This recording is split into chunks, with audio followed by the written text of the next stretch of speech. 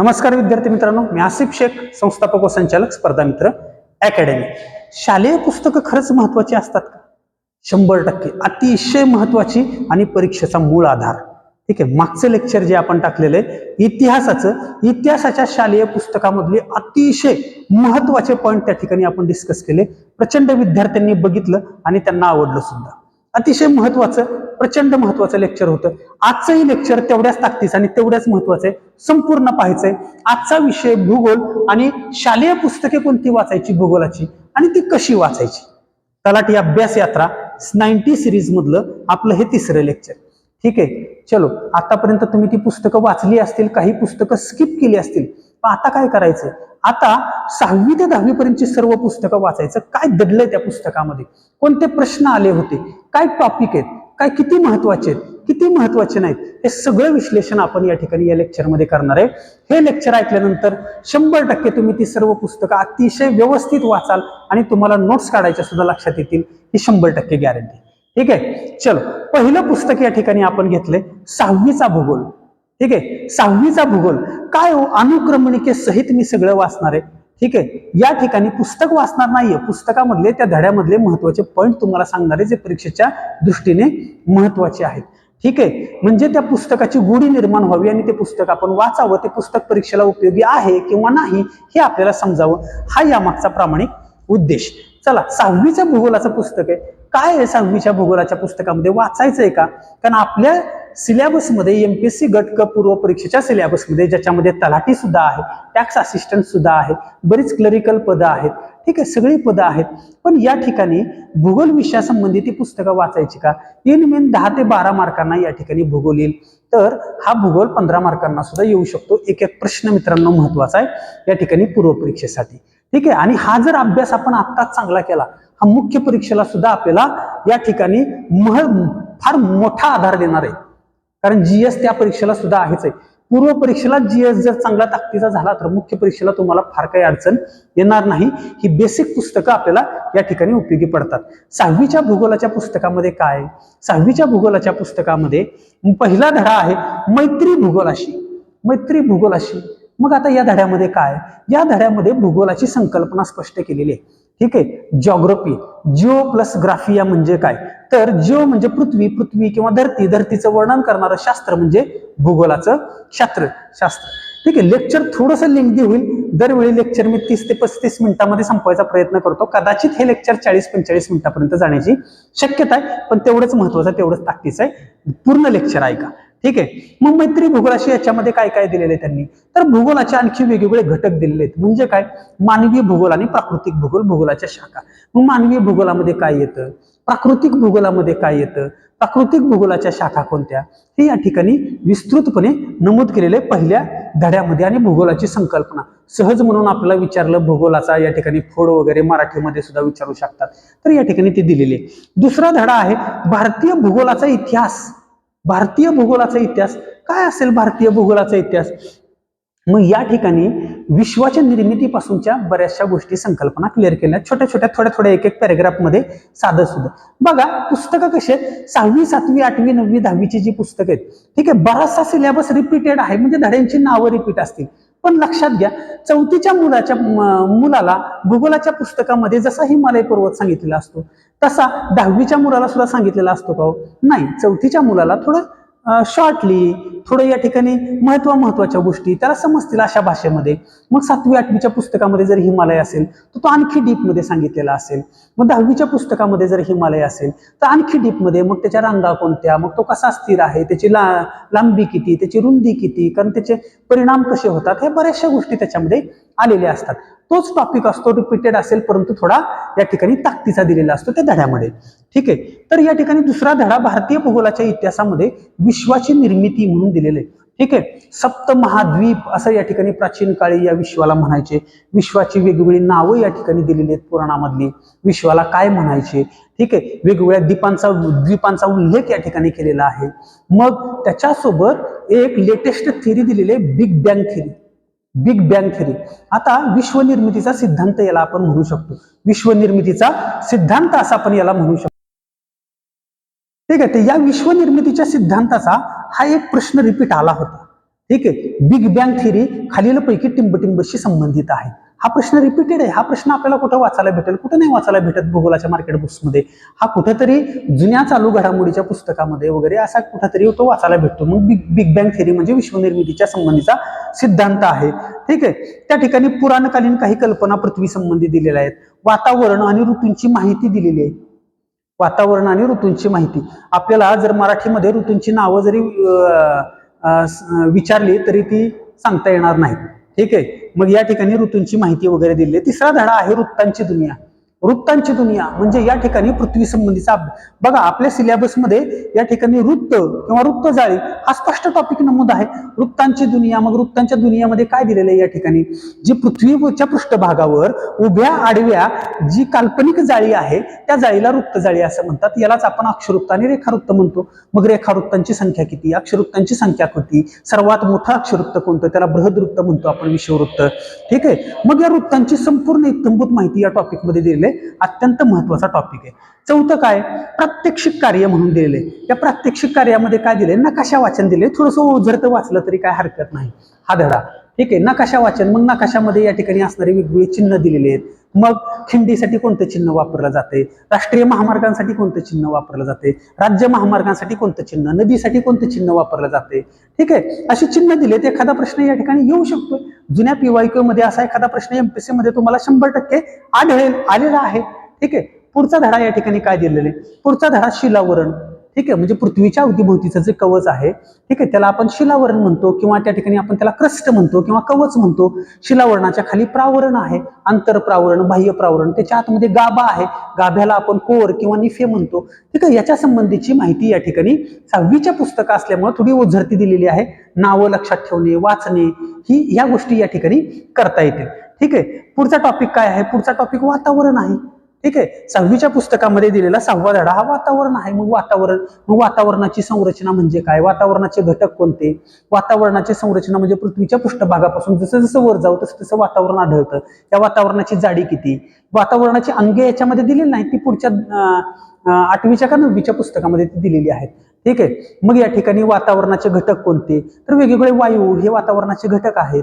ठीक आहे, ऑक्सिजन आहे, कार्बन डायऑक्साईड आहे, त्याच्यामध्ये वेगवेगळे झेनॉन आहे, क्रिप्टॉन आहे, असे भरपूर वायू आहेत. ठीक आहे, नायट्रोजन आहे. अशा ह्या वेगवेगळ्या वायूंचे घटक आणि त्याचं प्रमाण या ठिकाणी दिलेले. विचारलं जातं, नेहमी प्रश्न विचारला जातो की पृथ्वीच्या वातावरणामध्ये नायट्रोजनचं प्रमाण किती आहे, ऑक्सिजनचं प्रमाण किती आहे, कार्बन डायऑक्साईडचं प्रमाण किती आहे, 1-2 वेळा प्रश्न आलेला आहे. ठीक आहे, त्याच्यानंतर मग पुढच्या टॉपिकमध्ये काय दिलेलं आहे, पुढच्या टॉपिकमध्ये ग्रहण, भरती, ओटी याच्या संबंधी दिलेलं आहे. ग्रहण हा तर आपल्याला आहेच आहे सिलेबसला. ठीक आहे, ग्रहण कोणती कोणती ह्याच्या 6वीच्या पुस्तकामध्ये फार डिटेल दिलेलं नाही. ठीक आहे, फक्त ग्रहण म्हणजे काय, भरती ओटी म्हणजे काय, अशा साध्या संकल्पना दिलेल्या आहेत. पुढच्या पुस्तकामध्ये ते डिटेलमध्ये दिलेले आहेत, तिथं मी डिटेलमध्ये पुढे एक्सप्लेन करतो. बघा, पुढचा टॉपिक आहे संसाधन. संसाधन म्हणजे काय, संसाधन म्हणजे साधारणतः संपत्ती. ठीक आहे, ही संसाधन, मग कोणते कोणती संसाधन आहेत, प्राणी हे संसाधन आहे, मनुष्य मानव हे संसाधन आहे, खनिज ही संसाधनं आहेत, खडक संसाधनं आहेत. ठीक आहे, समुद्र संसाधनं आहेत, सूक्ष्म कीटक सूक्ष्मजीव संसाधनं आहेत, बरेचसे आहे, हवा आहे, ऊर्जा आहे, ही वेगवेगळी संसाधनं आहेत. आज आपल्याला खालीलपैकी कोणतं संसाधन आहे किंवा नाही हे जरी विचारलं तरी येणं शक्य नाही, कारण आपण त्या दृष्टीने वाचलेलं नाहीये. या पुस्तकामध्ये अतिशय उत्तम पद्धतीने समजून सांगितले. आर्थिक क्रिया, भूगोलाच्या पुस्तकामध्ये या ठिकाणी आर्थिक क्रिया, मग इकॉनॉमिक्स रिलेटेड आहे, मग इकॉनॉमिक्स मध्ये ते आपण वाचतोच.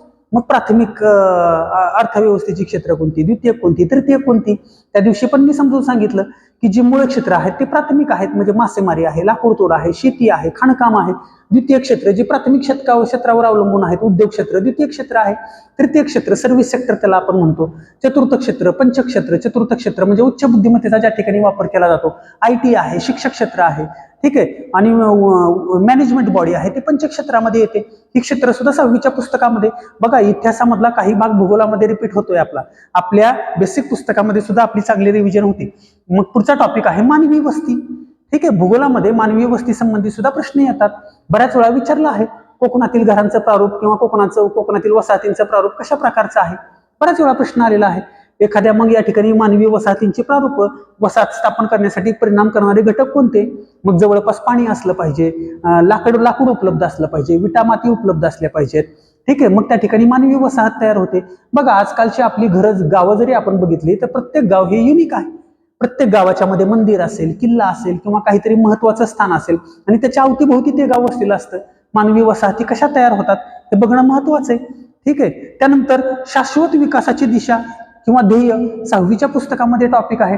शाश्वत विकास म्हणजे असा विकास जो शाश्वत टिकला पाहिजे, सस्टेनेबल डेव्हलपमेंट. शाश्वत म्हणजे तो टिकून राहिला पाहिजे भविष्य काळासाठी. ठीक आहे. मग त्याच्यासाठी काय काय दिलेले, अशी कोणती ध्येय आहेत शाश्वत विकासाची, मग याच्यामध्ये सांगितलेलं आहे.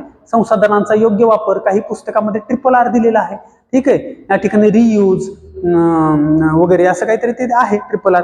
संसाधनांचा योग्य वापर, गरिबी निर्मूलन करायची शाश्वत विकासासाठी, जैवविविधतेचं संवर्धन करावं लागेल आपल्याला. जैवविविधता म्हणजे काय, ही जी वेगवेगळे प्राणी, पक्षी, जमीन वगैरे ह्या सगळ्या गोष्टी ही जैवविविधतेमध्ये येतात. उद्योग तंत्रज्ञानाचा विकास करणं गरजेचं आहे.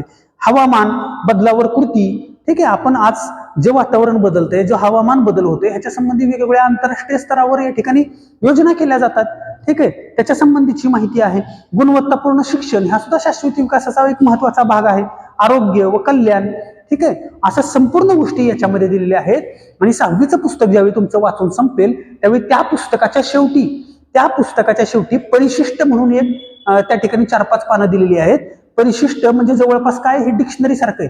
त्या संपूर्ण पुस्तकामधले महत्वाचे जे कीवर्ड आहेत त्या महत्वाच्या कीवर्डचं एक्सप्लेनेशन केलेलं 2-3 वाक्यामध्ये. म्हणजे याच्यामध्ये आलेला असेल शाश्वत विकास म्हणजे काय, तर शाश्वत विकासाची व्याख्या तिथे सांगितली असेल.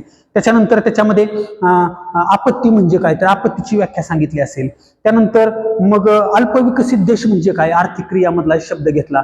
अल्पविकसित देश कुणाला म्हणायचं, विकसित देश कुणाला म्हणायचं, विकसनशील देश कुणाला म्हणायचं, याच्या संबंधीच्या या ठिकाणी व्याख्या स्पष्ट केलेल्या आहेत. त्यानंतर कर्कवृत्त म्हणजे काय, GPS म्हणजे काय, अशा बऱ्याचशा त्या परिशिष्टामध्ये व्याख्या स्पष्ट केलेल्या आहेत. ते परिशिष्ट वाचलं तरी मला जाणवलं याच्यामधले सुद्धा प्रश्न आपल्याला विचारले जाऊ शकतात. मग मी पुढे 7वीचं भूगोलाचं पुस्तक वाचलं. 7वीच्या भूगोलाच्या पुस्तकामध्ये पहिला धडा कोणता आहे, ऋतुनिर्मिती. ठीक आहे. ऋतूंची निर्मिती. मग त्याच्यामध्ये संकल्पना स्पष्ट केल्या. ऋतुनिर्मिती कशामुळे होते, मग पृथ्वीचं परिवलन बघावं लागेल, पृथ्वीचं परिभ्रमण बघावं लागेल. पृथ्वीचं परिवलन म्हणजे पृथ्वी स्वतःभोवती फिरते, स्वतःच्या अक्षाभोवती फिरते. पृथ्वीचं परिभ्रमण म्हणजे पृथ्वी सूर्याच्या कक्षेभोवती पूर्ण फेरी मारते 365 दिवसामध्ये, त्याला पृथ्वीचं परिभ्रमण म्हणतात. ठीक आहे. मग पृथ्वीच्या परिवलनामुळे ऋतूंची निर्मिती होते का पृथ्वीच्या परिभ्रमणामुळे ऋतूंची निर्मिती होते, या ठिकाणी स्पष्ट केलेले. त्याच्यानंतर दुसऱ्या धड्यामध्ये ग्रहणाच्या संकल्पना स्पष्ट केलेल्या आहेत. म्हणजे दुसऱ्या धड्याचंच नाव आहे सूर्यचंद्र आणि पृथ्वी. साहजिकच याच्यामध्ये सूर्यचंद्र आणि पृथ्वीचा एकत्रित विचार आपण केला तर ग्रहण ही संकल्पना याच्यामध्ये असणं स्पष्ट आहे. मग ग्रहण म्हणजे काय, पृथ्वी, सूर्य व चंद्र ज्यावेळी एका सरळ रेषेत येतील त्यावेळी ग्रहण लागतं. मग ग्रहणाचे प्रकार, खंडग्रास ग्रहण म्हणजे काय, खग्रास ग्रहण म्हणजे काय, या ठिकाणी दिलेलं आहे. खग्रास, मग सूर्यग्रहण कधी होतं, चंद्रग्रहण कधी होतं. ठीक आहे. हे आपण इतर बुक्स मध्ये ज्यांचा अभ्यास असेल त्यांनी वाचलंय, बरोबर, की बाबा चंद्रग्रहण हे नेहमी पौर्णिमेलाच होतं, सूर्यग्रहण हे नेहमी अमावस्यालाच होतं, पण ते किती होतात, काय होतात, यांच्या संकल्पना थोडं डेप्थ दिलेली आहे संकल्पनांना. ठीक आहे. त्याच्यानंतर मग ग्रहणासोबत एक अधिक्रमण संकल्पना दिली, अधिक्रमण. मग ज्यावेळी आपण म्हणतो सूर्यचंद्र आणि पृथ्वी एका रेषेत येतात त्यावेळी ग्रहण होतं. पण या ठिकाणी काय दिलंय की सूर्य आणि पृथ्वी, चंद्र नाही दिला आता, सूर्य आणि पृथ्वी यांच्या दरम्यान जर शुक्र किंवा बुध ग्रह आला आणि ते एका सरळ रेषेत असतील तर त्याला अधिक्रमण म्हणतात. हा जर प्रश्न आला तर आपल्याला येईल का, भूगोलावरचा बेसिक मधला 7वीच्या पुस्तकातला प्रश्न आपण कसा म्हणू शकतो आउट ऑफ बॉक्स आहे, नाही म्हणता येणार.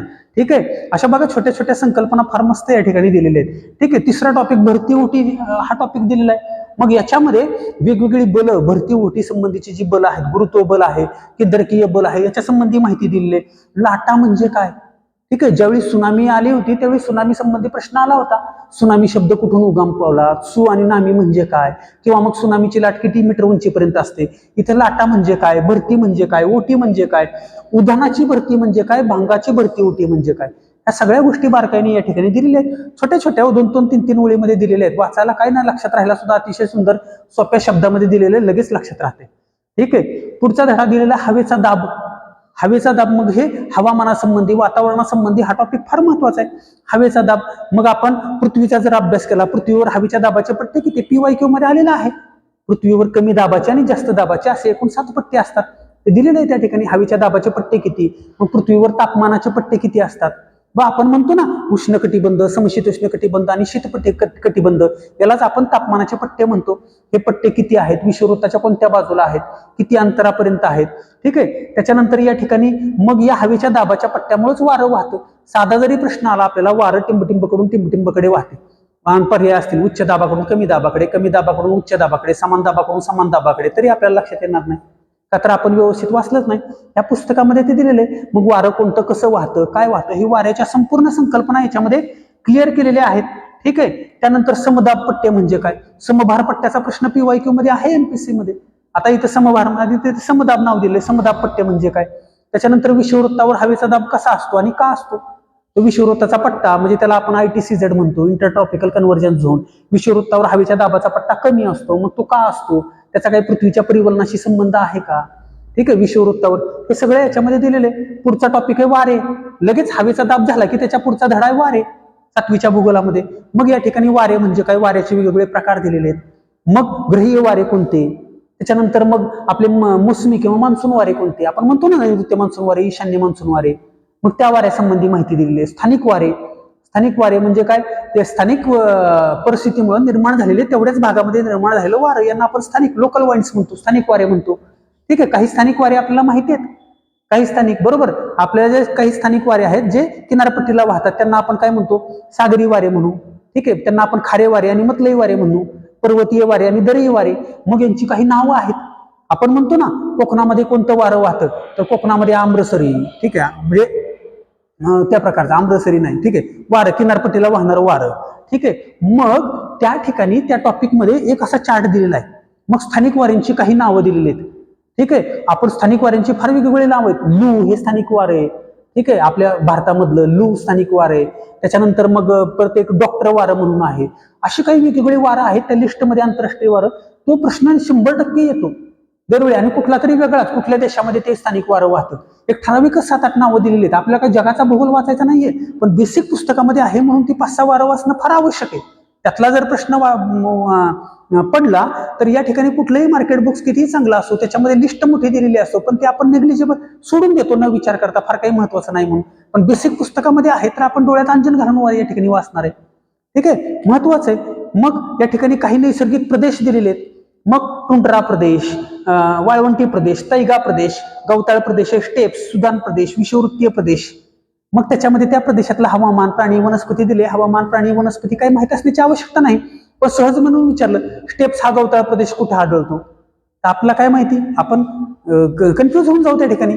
बरोबर. विषुववृत्तीय प्रदेश आपल्याला माहिती आहे, पण स्टेप्स आहे. टुंड्रा प्रदेश, इग्लूवर प्रश्न आला होता जो टुंड्रा प्रदेशाशी निगडीत आहे. बर्फाची जी घरं आहेत त्या घरांना काय म्हणतात, तर त्याचं नाव होतं इग्लू. आला MCQला, MPSCला PYQ आहे हा. ठीक आहे. त्याच्यानंतर पुढचा धडा आहे मृदा. मृदा, मग मृदेसंबंधी भरपूर माहिती या ठिकाणी 5-6 पानांमध्ये दिलेली आहे. ठीक आहे. मृदा कशाला म्हणतो, माती, माती म्हणजे मृदा का नाही, माती वेगळी असते. कुठली आपण चालता बोलता रस्त्याने जी धूळ उडते त्याला आपण माती म्हणू शकतो. खडक बारीक केले, माती केली, त्याला आपण माती म्हणू शकतो. पण मृदा म्हणजे काय, मृदा ही भौगोलिक दृष्ट्या वेगळी संकल्पना आहे. ज्या मातीमध्ये पिकांना आवश्यक 17 घटकांचा, मायक्रोन्यूट्रिएंटचा समावेश असतो त्यांना आपण मृदा असे म्हणतो. मग ते 17 घटक कोणते, ठीक आहे, त्यातले महत्वाचे कोणते, आपण वापरतो NPK, खतं वापरतो ना NPK, ऑक्सिजन, हायड्रोजन, नायट्रोजन. ठीक आहे. आणि NPK, मग ते नायट्रोजन आहे, पोटॅश आहे या ठिकाणी. असे काही जे 17 घटक आहेत त्या 17 घटकामध्ये सगळ्यांचा समावेश आहे. ठीक आहे. मग त्याला आपण मृदा म्हणतो. मग मृदा कशी तयार होते, मूळ खडक म्हणजे काय, मृदेचा साम्य किती असतो, बरोबर, pH मृदेचा आपण बघतो ना. मग त्याच्यानंतर ह्युमस म्हणजे काय, ह्युमसवर पण PYQ आहे. ह्युमस मृदेच्या कोणत्या थरामध्ये असतो. ठीक आहे. आपण ज्यावेळी खत पूर्ण कुजवून ज्यावेळी वर टाकतो, ते वरचा जो भाग असतो एकदम कुजून वर टाकलेला खताचा, तो ह्युमस असतो. फार एकदम म्हणजे पिकांना आवश्यक असं मटेरियल त्याच्यामध्ये असतं. पिकं ते शोषून घेतात, न्यूट्रिएंट्स असतात त्याच्यामध्ये. ठीक आहे. या सगळ्या गोष्टी. मृदेची धूप म्हणजे काय, मृदेची अवनती म्हणजे काय, बऱ्याच वेळा MPSCला येऊन गेलेला प्रश्न. मृदेच्या धुपीची कारणं कोणती, मृदेच्या अवनतीची कारणं कोणती. मृदा धूप सगळा अभ्यास करतो आपण, मृदा धूप आणि मृदा अवनती हे दोन वेगळे, हेच आपल्याला समजत नाही. मृदा धूप म्हणजे मृदा फक्त वाहून जाणे, आणि मृदा अवनती म्हणजे मृदेची क्वालिटी खराब होणे. बरोबर. शब्दामध्ये अर्थ आहे ना त्याच्या. अवनती, मृदेची अवनती म्हणजे मृदेची क्वालिटी खराब होणे. ठीक आहे. हे दोघांची कारणं वेगवेगळी आहेत, हे याच्यामध्ये दिलेलं आहे. मग पुढचा टॉपिक आहे कृषी. ठीक आहे. अवसर कृषी काय आहे का, कृषी नाहीच आहे भूगोलामध्ये. अरे कृषी नाहीये बाबा भूगोलामध्ये, बरोबर. पण या ठिकाणी तसं नाही दिलेलं. याच्यामध्ये काय दिलेले, कृषीचे वेगवेगळे प्रकार दिलेत. म्हणजे मिश्र शेती कशाला म्हणतात, रेशीम शेती कशाला म्हणतात, बरोबर. या ठिकाणी रेशीम शेती किंवा रेशीम किडे जे आहेत तुती वगैरे, त्याच्यावर प्रश्न आहे एमपीसीला PYQ. आपण म्हणू शकत नाही आउट ऑफ बॉक्स आहे म्हणून.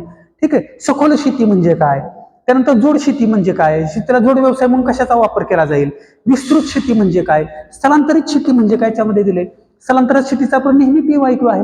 झुमवर किती वेळा प्रश्न आलेला आहे, बरोबर. आसाममध्ये जी स्थलांतरित शेती केली जाते त्याला टिंबटिंब या नावाने ओळखतात, झुम.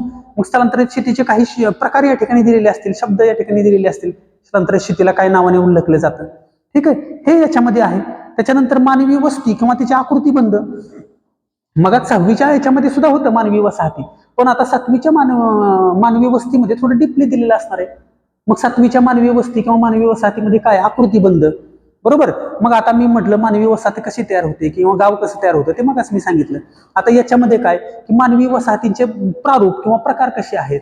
मग रेषीय, रेषाकृती वसाहत, रेषाकृती प्रारूप आपण त्याला म्हणू, वर्तुळाकृती प्रारूप म्हणू. ठीक आहे. हनीबी म्हणजे मधमाशाच्या पोळ्याप्रमाणे प्रारूप आहे. ठीक आहे. समांतर प्रारूप आहे, बरोबर. आपण सहज जरी बघितलं तरी ह्या गोष्टी आहेत, बरोबर. एखादं जंक्शन असेल आणि रेल्वे, 2 रेल्वे लाईन अशा गेल्या आणि 2 रेल्वे लाईन अशा गेल्या, तर त्याच्या अवतीभोवती मानवी वसाहत त्या ठिकाणी तयार होते. मग ती आयताकृती झाली. एखादा राष्ट्रीय महामार्ग गेला, दोन्ही बाजूला मानवी वसाहत तयार होते, मग ती समांतर झाली. एखादं मध्ये मोठं तळ आहे, मंदिर आहे, किल्ला आहे, त्याच्या अवतीभोवती मानवी वसाहत तयार झाली, मग वर्तुळाकृती. ठीक आहे. झोपडपट्टी, घरं कशी बांधलेली असतात, अनियोजित असतात, गटारी कशी असतात, मग हनीबी किंवा त्याला आपण मधमाशाच्या पोळ्याप्रमाणे म्हणू शकतो. असे वेगवेगळे आकृतीबंध किंवा प्रारूप त्या ठिकाणी दिलेले आहेत. या धड्याच्या शेवटी, या पुस्तकाच्या शेवटी सुद्धा परिशिष्ट दिलेले आहे आणि ते अत्यंत महत्वाचे. मी बघा 2 वेळा उल्लेख केलाय, परिशिष्ट फार महत्वाचं पुस्तक. त्यानंतर मग 8वीच्या भूगोलाचं पुस्तक आहे. 8वीच्या भूगोलाच्या पुस्तकामध्ये पहिला धडा काय दिलाय, स्थानिक वेळ आणि प्रमाण वेळ. स्थानिक वेळ आणि प्रमाण वेळ. मग बघा आपले जुने मोबाईल होते त्यावेळी आपण काय लावायचो, GMT + 530 लावायचो ना. वेळ ज्यावेळी टायमिंग लावायचा असेल, आपण मोबाईल रिस्टार्ट केला की मग त्यावेळी परत एकदा वेळ लावावी लागायची, GMT + 5.5. मग कंसात लिहिलेलं असतं दिल्ली, चेन्नई, मुंबई, कलकत्ता, बरोबर. मग याला आपण म्हणतो स्थानिक वेळ. मग स्थानिक वेळ आपण कशी लावतो तर +5.5. +5.5 म्हणजे काय, जगाच्या स्थानिक वेळेपेक्षा भारताची स्थानिक वेळ ही 5.5 तासांनी पुढे आहे. हा सुद्धा प्रश्न विचारला गेलेला आहे, किती तासांनी पुढे आहे का किती तासांनी मागे आहे. तर 5.5 तास ही काय आहे, पुढे आहे. मग स्थानिक वेळ कशी निर्धारण करतात, मग त्याच्यासाठी परत एक रेखावृत्ताचा रेफरन्स दिलेला आहे. ठीक आहे. अक्षरवृत्त ही वेळ दर्शवत नाही, मग अक्षरवृत्त वेळ दर्शवण्यासाठी कशाचा वापर केला जातो, रेखावृत्तांचा वापर केला जातो. हा साधा PYQ येईल. रेखावृत्त खालीलपैकी टिंबटिंब दर्शवतात, वेळ दर्शवतात, वेळ दर्शवतात. अक्षरवृत्त वेळ दर्शवत नाहीत किंवा वेळ ही कशावरून निर्धारित केली जाते, अक्षरवृत्त, रेखावृत्त, विषुववृत्त, कर्कवृत्त, बरोबर. मग या ठिकाणी काय लिहावं लागेल, रेखावृत्त लिहावं लागेल, कारण कर्कवृत्त, विषुववृत्त आणि अक्षरवृत्त ही अक्षरवृत्तच आहेत. कर्कवृत्त आणि विषुववृत्त सुद्धा अक्षरवृत्त आहे, अक्षरवृत्त हे या ठिकाणी समजून घेणं आवश्यक आहे. ठीक आहे. मग भारतीय प्रमाण वेळ, जागतिक प्रमाण वेळ. आता या ठिकाणी अजून एक बॉक्स करून दिलेला आहे. याच्यामध्ये जंतर मंतर खगोलीय वेधशाळा जी जयपूरमध्ये आहे, राजस्थानमध्ये, ती कुणी बांधली हा PYQ पडलेला आहे MPSCला. ठीक आहे. तर ती बांधली होती या ठिकाणी महाराज जयसिंह द्वितीय किंवा दुसरे. ठीक आहे. हा PYQ पडलेला आहे. काय संदर्भ भूगोलाच्या अभ्यासक्रमाचा याचा, पण तसं काय नाही. ठीक आहे. बेसिक मध्ये आहे, म्हणजे ते मोस्ट इम्पॉर्टंट आहे. ठीक आहे. मग दुसरा धडा काय दिलेला आहे 8वीच्या पुस्तकामध्ये, पृथ्वीचे अंतरंग. बघा आता ते मगाच पण आलं होतं. ठीक आहे. मगाच पण मी सांगितलं की बाबा या ठिकाणी कवच वगैरे सगळं, पण या ठिकाणी आता पृथ्वीच्या अंतरंगामध्ये परत थोडं डिटेलमध्ये दिलेलं आहे. भूकवच, मग त्याचे परत 2 भाग, सियाल आणि सायमा. ठीक आहे. त्यांची वैशिष्ट्ये कोणती, प्रावरण, आंतरप्रावरण, बाह्य प्रावरण, मग त्याची वैशिष्ट्ये कोणती, स्थायी रूप का द्रवरूप.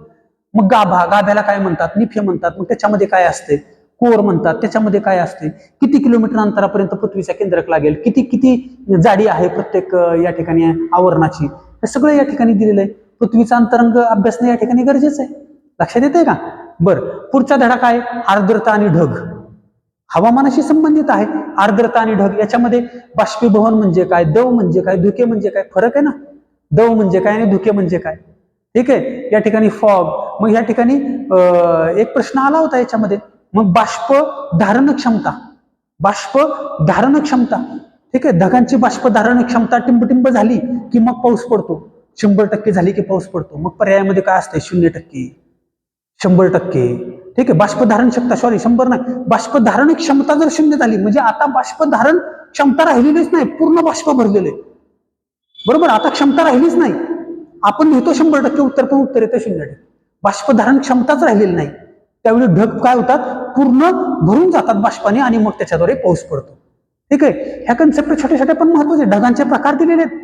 ढगांचे प्रकार उंचीनुसार ढगांचे प्रकार असतात. मग या ठिकाणी निंबस आहे, त्याच्यानंतर मी म्हणतो काय क्युमुलस आहे, त्याच्यानंतर सिरस आहे.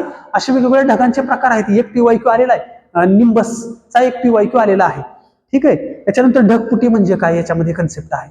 ढगपुटी म्हणजे काय, पावसाळा चालू आहे, कदाचित पुढे भविष्यामध्ये या ठिकाणी आता पेपरच आहे पूर्व परीक्षेचा, तोपर्यंत पावसाळ्याचं थोडंसं डोक्यामध्ये असेल ना पेपर सेटरच्या. मग ढगपुटी म्हणजे काय, ढगपुटी कशाला म्हणायचो आपण, म्हणतो भरपूर पाऊस पडला की ढगपुटी. नाही, भौगोलिक भाषेमध्ये काहीतरी प्रमाण द्यावं लागेल ना त्याला, किती पाऊस कुठं किती एरियामध्ये, तर मग आपण त्याला ढगपुटी म्हणणार. ठीक आहे. ते सगळं याच्यामध्ये स्पष्ट केलेलं आहे. मग चौथ्या धड्यामध्ये दिले सागर तळ रचना. सागर, मग सर सागर तळाचं काहीच नाही आम्हाला.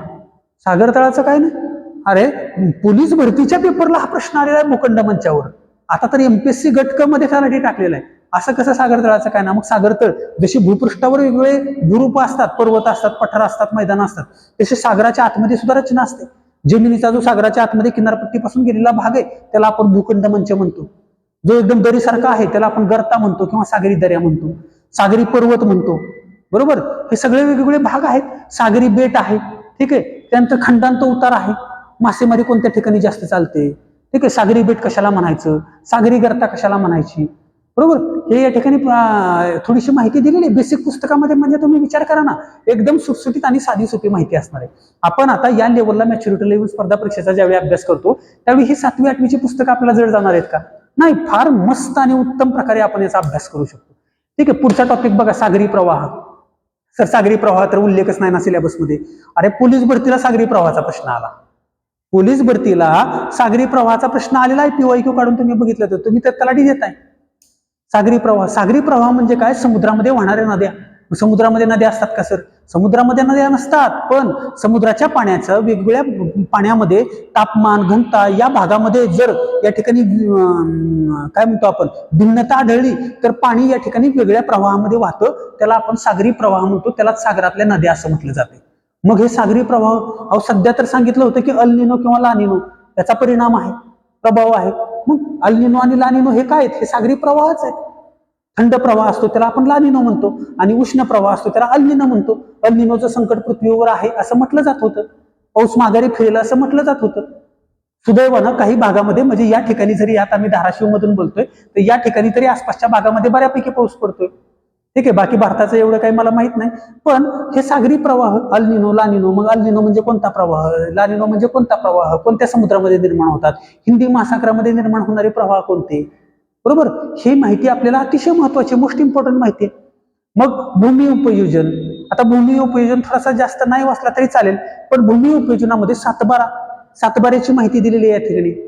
ठीक आहे. सातबाराचा असा एक फोटो दिलेला आहे, त्याच्या संबंधीची माहिती दिलेली आहे. सातबारा म्हणजे काय, आता आपण मस्त म्हणतो तलाठीचा पेपर वाचतो, कदाचित तलाठी संबंधी या ठिकाणी माहिती विचारली जाईल. पण संयुक्त पूर्व परीक्षा आहे ना, बाकीची पण पद आहेत. टॅक्स असिस्टंट आहे, तुमचं टेक्निकल असिस्टंट आहे, उद्योग निरीक्षक आहे, क्लरिकल आहे. मग तलाठीचेच प्रश्न काय येतील, तर नाही येणार की जनरल प्रश्न येतील. ठीक आहे. जनरल प्रश्न असे कोणतेही येऊ शकतात, तलाठी संदर्भात फार येणार नाही. पण 7-12 जरी विचारलं तरी सगळ्यांसाठी ते जनरलच झालेला आहे प्रश्न, सगळ्यांसाठी जनरलच झालेला आहे. बरोबर. मग आपल्याला एकदा बघायला काय हरकत आहे या ठिकाणी. ठीक आहे. नंतर 7वा धडा कुठला आहे, लोकसंख्येवर आधारित आहे. मग लोकसंख्या आपण जनगणना ही आपल्याला वाचावीच लागणार आहे. मग इथं जनगणना इथं जी दिलेली आहे बेसिक पुस्तकामध्ये जी जनगणनाच्या संबंधित माहिती दिलेली आहे ती त्याच्यामधले प्रश्न येण्याची शाश्वती जास्त आहे ना. बरोबर. त्याच्यामधला संदर्भ घेतला जाईल. आपण जनगणना मार्केट बुक्स मध्ये वाचू किंवा जनगणना पूर्ण डाउनलोड करू सेन्सस साईट वरून आणि त्याच्यात चांगल्या 5-10 पानांच्या नोट्स तयार करू. आपण बेसिक मधला प्रश्न येण्याची शक्यता जास्त आहे ना. ती अवांतर माहिती आपण नंतर वाचू. आधी बेसिक मध्ये काय जनगणना दिली, जन्मदर दिलाय, मृत्यू दर दिलाय, घनता स्थलांतर, ह्याच्यामध्ये कोणत्या राज्याचं दिलंय, कोणत्या जिल्ह्याचं दिलंय हे बघणं या ठिकाणी मला महत्वाचं आहे. मग याच्याच मध्ये लोकसंख्या टॉपिक मध्ये HDI ह्युमन डेव्हलपमेंट इंडेक्स मानवी विकास निर्देशांकासंबंधी माहिती दिली. मग मानवी विकास निर्देशांक प्रश्न आला परीक्षेमध्ये. निर्देशांकच वाचले नव्हते मी, सगळं वाचलं पण निर्देशांकच वाचले नव्हते. चालू घडामोडीमध्ये पण होतं ते, पण मी थोडंसं स्किप केलं. अरे बेसिक पुस्तकामध्ये दिले ना ह्युमन डेव्हलपमेंट इंडेक्स, बेसिक पुस्तकं वाचली तर तुला HDI या ठिकाणी भेटून जाईल. ठीक आहे. मानवी विकास निर्देशांक, मग बाकीचे निर्देशांक राहिले तर राहिले, निदान हा आला तर आपल्याला तो सोडवता येईल ना. लक्षात येते का. ते पण निर्देशांक कुठं ना कुठे इतर बेसिक पुस्तकामध्ये असणारच आहेत. ते कदाचित अर्थशास्त्रामध्ये असण्याची शक्यता राज्यशास्त्राच्या पुस्तकामध्ये असण्याची शक्यता आहे. ठीक आहे. मग उद्योग, पुढचा धडा आहे उद्योग. उद्योगाची या ठिकाणी विभागणी. परत लघु उद्योग कोणते, मध्यम उद्योग कोणते, जड उद्योग कोणते. खालीलपैकी टिंबटिंब हा जड उद्योगामध्ये समाविष्ट होतो. काय माहिती आपल्याला, आपण वाचलंच नाही. जड उद्योग म्हणजे सिमेंट उद्योग, पोलाद उद्योग, ह्याला जड उद्योग म्हणतात. मध्यम उद्योग म्हणजे या ठिकाणी आपण साधं उदाहरण गावाकडचं घेऊ. काय गुळ तयार करण्याचं या ठिकाणी जे आहे त्याला आपण मध्यम उद्योग म्हणू. ठीक आहे. त्याच्यानंतर लघु उद्योग जे ग्रामोद्योग आहेत छोटे छोटे, त्याला आपण लघु उद्योग म्हणू शकतो. ठीक आहे. लघु उद्योग म्हणू शकतो. उद्योगांची या ठिकाणी विभागणी केलेली आहे. उद्योगांची या ठिकाणी विभागणी केलेली आहे. ठीक आहे. त्याच्यानंतर बघा पुढचा धडा जो आहे तो नकाशा प्रमाणात, म्हणजे नकाशा संदर्भात माहिती आहे. तुम्हाला वाचायची असेल तर वाचून घ्या. यदा कदाचित आउट ऑफ बॉक्स म्हणून असा एखादा प्रश्न येऊ शकतो. नकाशामध्ये नकाशाची जे वेगवेगळ्या गोष्टी आहेत, प्रमाण कसं वापरलं जातं किंवा काय, हे या ठिकाणी आहे. 9वीच्या भूगोलाच्या पुस्तकामध्ये काय दिलं रे मित्रांनो, तर बघा पहिलाच टॉपिक आहे वितरणाचे नकाशे. मग याच्यामध्ये 9वीच्या पुस्तकातला पहिलाच धडा आहे नकाशा संदर्भात. मग नकाशांचे वेगवेगळे प्रकार दिलेले आहेत. टिंब पद्धतीचा नकाशा, रंगछटांचा नकाशा, कृष्ण धवल नकाशा, कोणता नकाशा कसा वापरला जातो. एक प्रश्न आलेला होता नकाशामध्ये, पर्वत हे कोणत्या रंगाने दर्शवले जाते. बरोबर, काही वेळ लागणार नाही ना, अर्धा पानामध्ये दिलेले, सहज म्हणून बघून घ्यायला काय हरकत आहे. एकदा आलाच प्रश्न तर आपल्याला जर टॉपचा स्कोर करायचा असेल तर काहीच हरकत नाही. ठीक आहे. बेसिक पुस्तकामधला डेटा तर बघायला काहीच हरकत नाही, असं माझं प्रामाणिक मत आहे. ठीक आहे. दुसरा धडा काय दिलाय, अंतर्गत हालचाली. अंतर्गत हालचाली, मग अंतर्गत हालचाली आणि बाह्य हालचाली असे दोन प्रकार आहेत. मग अंतर्गत हालचाली म्हणजे कोणतं, भूकंप आहे, ज्वालामुखी आहे, पृथ्वीच्या भूगर्भातून होणाऱ्या हालचाली. ठीक आहे. किंवा मग जमीन खचणे किंवा जमीन उंचावणे अंतर्गत हालचालीमुळे घडून येतं. मग भूकंपाची माहिती दिली याच्यामध्ये, ज्वालामुखीची माहिती दिलेली आहे. ठीक आहे. भूकंप मापक यंत्र कोणतंही दिलंय, भूकंप नाभी म्हणजे काय, भूकंप केंद्र कुठं असतं, सगळं. भूकंप नाभी म्हणजे काय, हा प्रश्न आलेला एमपीएससीला PYQ ला. भूकंप मापक यंत्र तर नेहमी भूकंप रिश्टर स्केल कशामध्ये मोजतात, रिश्टर स्केलमध्ये. त्याच्यावर प्रमाण काय असतं, 0 ते 10 असतं का, 1 ते 10 असतं का, 10 ते 100 असतं का, 0 ते 100 असतं. थोडस बघायला काय हरकत आहे. ठीक आहे. तिसरा धडा दिला बाह्य प्रक्रिया. जसं आंतर प्रक्रिया झालं तसं बाह्य प्रक्रिया. मग बाहेर ऊन, वारा, पाऊस, बाह्य घटकामुळं जे या ठिकाणी खडकांचं किंवा डोंगरांचं जी झीज होते गोष्टींची, त्याला आपण बाह्य प्रक्रिया असं म्हणतो. ठीक आहे. आपण म्हणतो ना की बाबा सह्याद्री पर्वत आता अवशिष्ट बनत चाललाय, म्हणजे काय, त्याची झीज होत चाललेली आहे. मग कशामुळं, बाह्य कारकांमुळं. मग ह्याच्या संबंधीची माहिती ह्याच्यामध्ये दिलेली आहे, बाह्य कारकांची. ठीक आहे. 2 बाह्य कारकांचे 2 धडे आहेत. आणि पुढच्या बाह्य प्रक्रिया धड्यामध्ये दिलेले की नदी, हिमनदी, वारे आणि सागरी लाटा यांच्या कारकांमुळे जी भूरूप तयार होतात, त्या भूरूपांची या ठिकाणी लिस्ट दिलेली आहे. लक्षात घ्या विद्यार्थी मित्रांनो, भूरूप हा अभ्यास राज्यसेवेला आहे एमपीएससीच्या क्लास 1च्या परीक्षांना. पण मध्ये मध्ये काय व्हायचं, गट ब आणि गट क च्या परीक्षांना भूरूप विचारली जायची. यार्दांग म्हणजे काय, वातकमान म्हणजे काय. मग मुलं काय म्हणायला लागली, फक्त भूरूपांची लिस्ट करू आपण, फक्त लिस्ट वाचू. कुठून वाचू, राज्यसेवेच्या पुस्तकातनं. अरे काहीच गरज नाही. बेसिक पुस्तकामध्ये तुम्हाला भूरूपांची लिस्ट दिली आणि यातलीच भूरूप परीक्षेला विचारली गेली तर अवांतर भूरूप वाचायची आवश्यकता नाही. म्हणजे काय, नदी काय तयार करते, नदी धबधबा तयार करते. नदी काय तयार करते, नदी आपण म्हणतो रॅपिड्स किंवा या ठिकाणी धावत्या तयार करते. नदी काय तयार करते, त्रिभुज प्रदेश तयार करते. मग त्रिभुज प्रदेश नदीच्या संचनाचं भूरूप आहे. धबधबा नदीच्या खननाचं भूरूप आहे. दरी नदीच्या खननाचं भूरूप आहे. सागरी लाटा काय तयार करतात, सागरी लाटा बीच तयार करतात, संचनाचं भूरूप आहे. हिमनद्या काय करतात, हिमनद्या छोट्या छोट्या या ठिकाणी खनन करतात. वारा काय करते, वारा दगडांचं खनन करून त्या ठिकाणी वेगवेगळे दगड कमानीसारखा झाला त्याला आपण वात कमान म्हणू, दगड स्तंभासारखा झाला त्याला आपण वातस्तंभ म्हणू. ही भूरूप त्या ठिकाणी नावं सहज म्हणून लिस्ट वाचायला काय हरकत आहे, फार वेळ नाही लागणार. फार चित्र वगैरे देऊन सुंदररित्या या ठिकाणी वर्णन केलेलं आहे.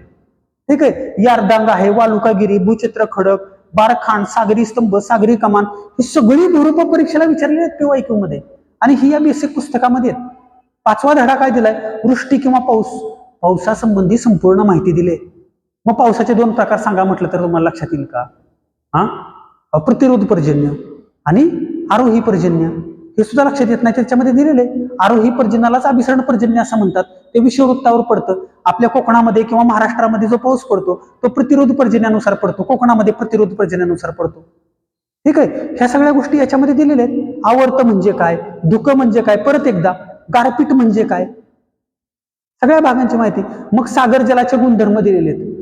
सागर जलाचे गुणधर्म काय सर, हा धडा काय येण्याची शक्यता नाही. अरे PYQ आलेला आहे, सामान्य सागर जलाची क्षारता सामान्यतः टिंबटिंब असते. मग ह्याच्यामध्ये ते वाक्य आढळणार नाही तुला? 100% आढळेल. मग सागर जलाची क्षारता, मृत समुद्राची क्षारता का जास्त आहे, समुद्राची क्षारता म्हणजे काय, समुद्राची घनता किती असते, तापमान पृष्ठभागापासून खोल जाईल तसं तापमान वाढत जातं का कमी होत जातं. थोडे 2-4 वाक्य त्या ठिकाणी नोट्स काढायला काय हरकत आहे. ठीक आहे. मग 7वा धडा आंतरराष्ट्रीय वाररेषा. बऱ्याच वेळा मी सांगितलं अक्षर रेखावृत्तावरच अवलंबून आहे.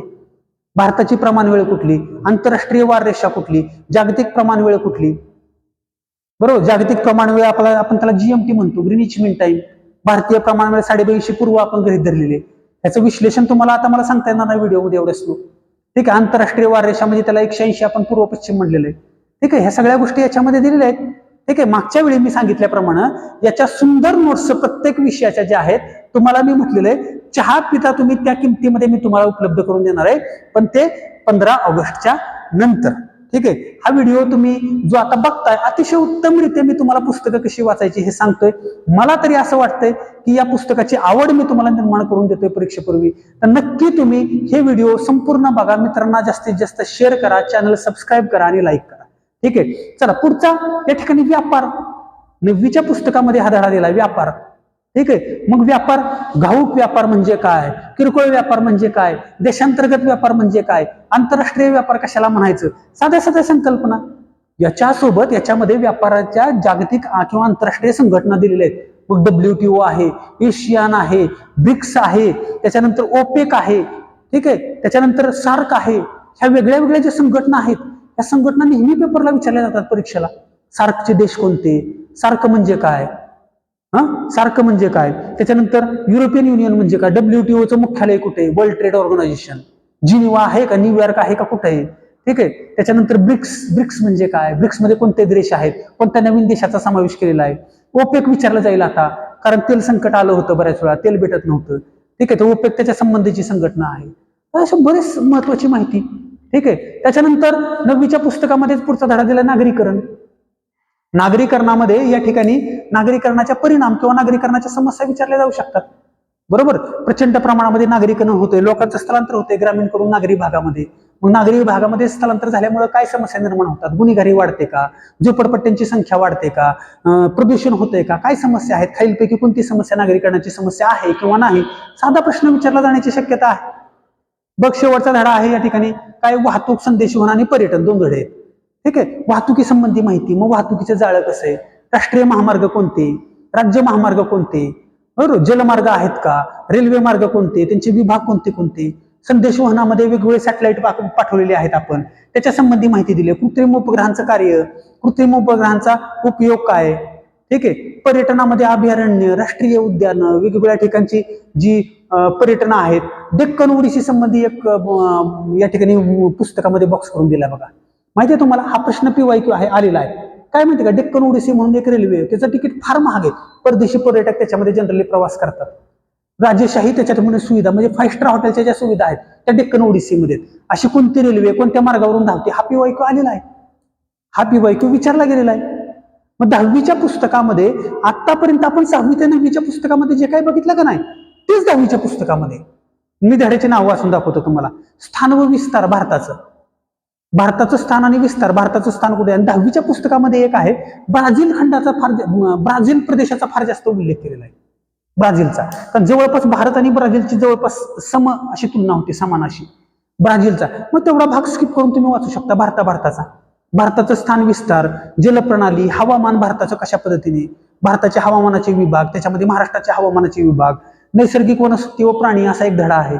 मग भारतामधल्या महत्वाच्या नैसर्गिक वनस्पती कोणत्या, प्राणी कोणते महत्वाचे, लोकसंख्या परत एकदा दिलेले आहे. 6वी ते 10वी पर्यंत 3 वेळा लोकसंख्या टॉपिक आला. मानवी वस्ती 6वी ते 10वी पर्यंत 3 वेळा, 10वीला पण मानवी वस्ती, पण थोडं डेप्थ वाढवत गेली असतील ना या ठिकाणी. बरोबर, मानवी वसाहतीची डेप्थ वाढवत गेली असेल. पुढे अर्थव्यवस्था, व्यवसाय इथं पण आलं. ठीक आहे. आणि पुढचा टॉपिक बघा, पर्यटन, वाहतूक आणि संदेशवहन. आता 9वीच्या पुस्तकामध्ये होता आणि 10वीच्या पुस्तकामध्ये पण आहे. बरोबर, सेवा क्षेत्रामध्ये येतं पर्यटन.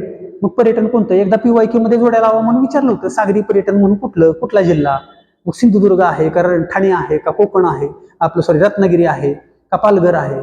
सागरी पर्यटन कुठं आहे, बरोबर. मग पर्यटनाचे वेगवेगळे, मग जसं आपण मागच्या इतिहासाच्या पुस्तकामध्ये बघितलं बघा, भिलार पुस्तकांचं गाव, हे इतिहासामध्ये होतं, पर्यटनाचाच भाग आहे ना.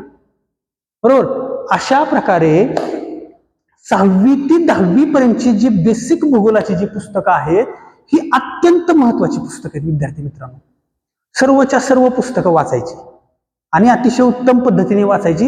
याच्या फारच चांगल्या नोट्स तयार करा. ही बेसिक पुस्तकं, इतिहास असेल, भूगोल, पुढचं लेक्चर आपण काय घेऊ, ठीक आहे. आता बघा, आपण मागचा इतिहास घेतलं, हे भूगोल घेतलं. आता पुढचं लेक्चर, पुढच्या लेक्चरमध्ये आपण या ठिकाणी राज्यशास्त्र घेऊ. आता राज्यशास्त्र म्हणजे 5वी 6वीला राज्यशास्त्र नाव आहे का? नाही, नागरिकशास्त्र. आम्हाला 4थी 5वी पर्यंत काय नाव दिलं? नागरिकशास्त्र. नागरिकशास्त्राचं पुढे काय झालं? राज्यशास्त्र. राज्यशास्त्राला पुढे आपण काय म्हणून पुस्तकाला नाव दिलं स्पर्धा परीक्षेचा अभ्यास करताना? राज्यघटना. बरोबर. तर तो विषय, तो सुद्धा महत्वाचा विषय, 10-12 प्रश्न त्याच्याही येतात. ठीक आहे. तर त्याचं आपण पुढं, त्याच्या पुढच्या लेक्चरमध्ये त्याचं या ठिकाणी आपण विवेचन करूयात. ठीक आहे. लेक्चर आवडलंच असेल 100%, लाईक करा, सबस्क्राईब करा आणि विद्यार्थी मित्रांना, तुमच्या मित्रांना असेल तर तो शेअर करा. ठीक आहे. चलो, थँक्यू, धन्यवाद.